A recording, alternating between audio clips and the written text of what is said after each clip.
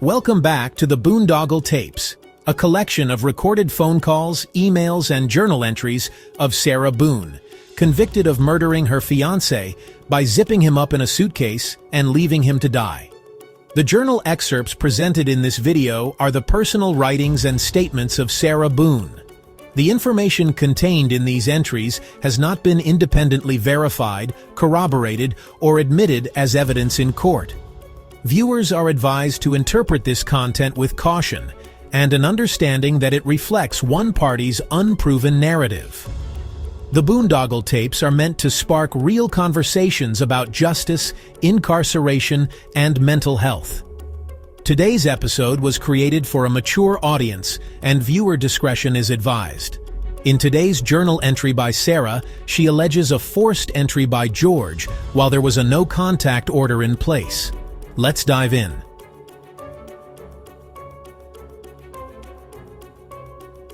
I had the locks changed, trying to deal with our last altercation and to try to just be alone. He got off work and tried coming back but couldn't get in. I told him I needed a break and to just go to his parents. He started cursing and was really upset that I had gone to and had her change the locks, as this time he didn't have a copy, so he couldn't sneak in and make it work and always get in.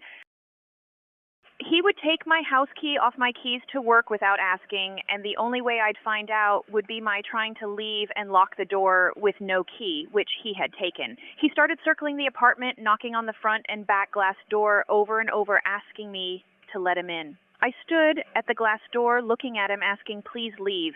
It will hopefully be all right." I would tell him to just go and give me some time. He hit the glass, demanding I let him in, then said if I didn't, he was going to break it.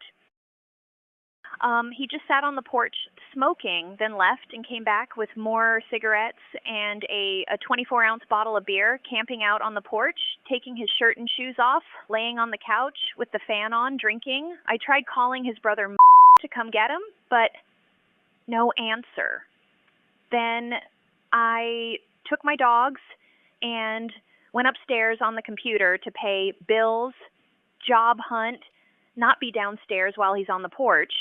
Probably an hour or so had passed, and I heard George getting in the storage closet and peeked downstairs to see him get my grandfather's screwdriver about 12 inches long, where he started to try to pry open the door, tearing up the wall inside and out and damaging the door, which he couldn't open.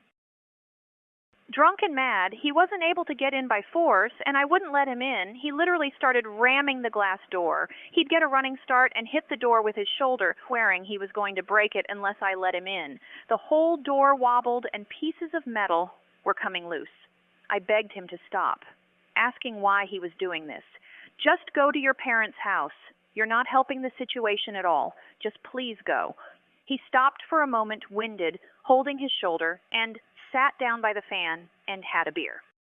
I sat on the couch to see what he was going to do. He laid on the outside couch calling my name. I can still hear him, loud, drunk, over and over. I told him to go, him laughing, saying he's not leaving.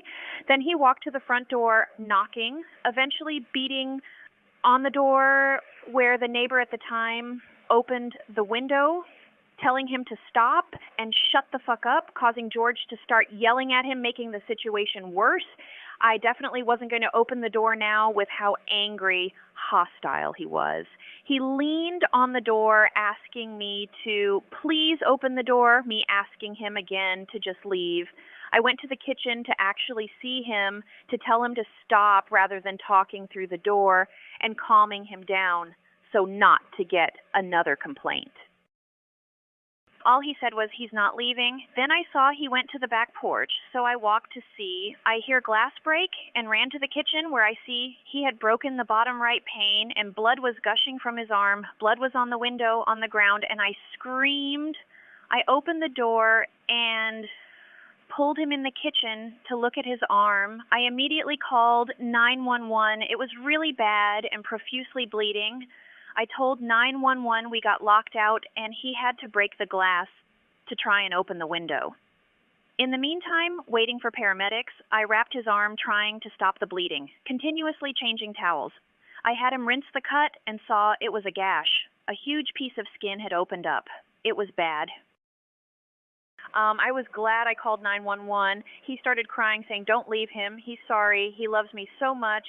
I just told him to relax. We can talk about it later. The paramedics came, assessed the wound, saying he needs to go to the hospital. It was a deep cut, possibly hitting an artery with all the blood, and said they could take him. He refused. I kept encouraging him to go, but because he was afraid the police would be involved and having a no contact, he said no. The paramedics cleaned him up the best they could, shaking their heads, asking what actually happened. They said where the window was broken made no sense if trying to unlock the door. They also said to me they noticed George was intoxicated. I just said George was trying to make the break the least conspicuous as possible, thinking he could reach in to unlock the door. Clearly, they were not convinced, asking if everything was okay, again trying to get George to go with them to the hospital. I said it was fine, and they left, saying at some point he needs to go to the hospital, and soon. I took him over to the couch, tucking him in, telling him to rest. It's okay. He just kept saying over and over, "Don't ever leave him. He loved me so much." Until eventually he fell asleep. I cleaned up the bloody towels, kitchen floor, window glass, and ledge inside.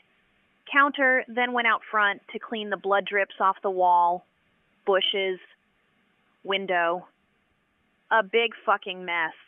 I got a piece of cardboard from my son's room from his coloring book and cut it down to size, then just taped over the hole. Went to back porch to clean up clothes, ashtray, beer bottles, took picture, could not believe how much he drank, and put up screwdriver. Checked on George, then went upstairs to lay down. That was a lot. The next morning, I heard George going through the back door, which woke me up. I came downstairs to see him fixing the window, measuring, thoroughly cleaning, telling me, "He's got this. You'll never know it was broken." I made him let me look at his arm, which kept bleeding, and to change his dressing.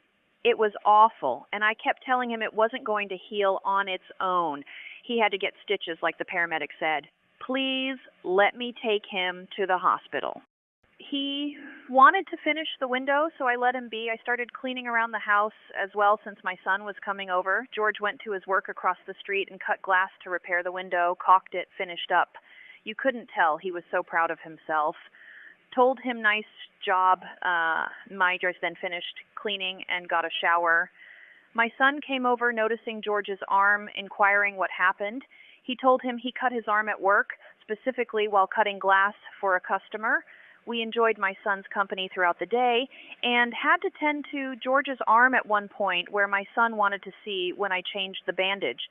I was shocked by how bad the wound looked, my son too. It was swollen with red and green ooze coming out. I told him we had to go to the hospital. It could be infected. It's not going to heal on its own without stitches. He still refused. The next day, Sunday, after he kept complaining how sore his arm was and into his shoulder. Now I looked at his arm and the bandage was green. The cut was so goopy and gross, my son said he was going to throw up. There was nothing else I could do for him except take him to the hospital, my son making him go too, or I threatened to call 911 again to take him. It was just getting worse. So on Sunday evening at 7 p.m., and the day before, my son having to go to school and with dinner cooking, he decided to go. We were there until 10 p.m. after trying to go to a walk-in clinic, which was closed. My son ate, went to bed, me also. George slept on the couch, 13 stitches, 2 appointments, multiple dressing changes, his arm finally closed. All of that because I wanted to break and change the locks. He kept making new copies of new keys for new locks whenever I had them changed. He made about 5 copies and hid them around the outside of the house to make sure he would be able to get in. Another time changing the locks, he again got my grandfather's screwdriver and broke the door lock on the sliding glass door. He even broke the metal safety bar for extra protection. Then the wooded dowel from my son's flag I had put in the track to try and stop him from coming in. He had to repair the wall inside from his work multiple times, and I had to make 5 calls to the office due to the lock not working. Eventually, after him ramming, prying, slamming the glass door, it had to be replaced twice. The front window is fixed also. You can tell it's different glass if you get close and can tell it's been repaired. I had to cut the bush back in front of the window from the amount of blood all over it. I had to clean the front porch with bleach also. Another day of me hoping the worst was over, but waiting for what was next. Thank you for watching this episode of the Boondoggle Tapes, and please don't forget to like, subscribe, and comment. Until next time, stay safe and look out for one another.